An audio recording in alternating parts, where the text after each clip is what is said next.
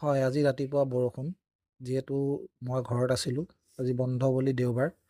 মনটোৱে বহুত ভাল লাগি গ'ল, কাৰণ শুই উঠি চাইছোঁ একদম পূৰা বৰষুণ। তো বৰষুণৰ বতৰত কি হয়, সাধাৰণতে খাই বৈ আৰু অকণমান শুই ভাল লাগে।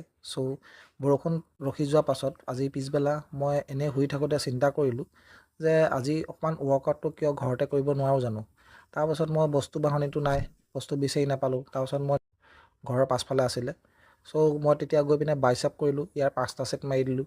ৰেফাৰেঞ্চবোৰ আৰু যিমানটা যায় মই সিমানটাই মাৰিলোঁ, কাৰণ একো ৰখাৰখি নকৰিলোঁ।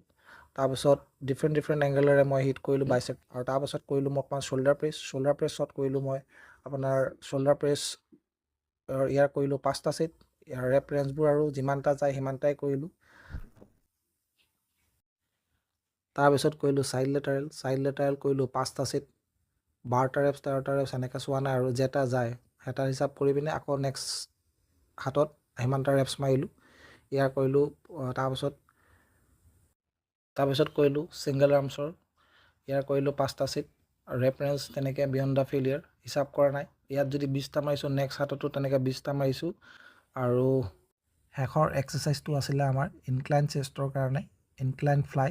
চ' ইয়াৰ কৰিলোঁ আমি 5টা ছেট, আৰু 45 মিনিটৰ ৱৰ্কআউটৰ পাছত আজি মই হোম ৱৰ্কআউটটো শেষ কৰি দিলোঁ।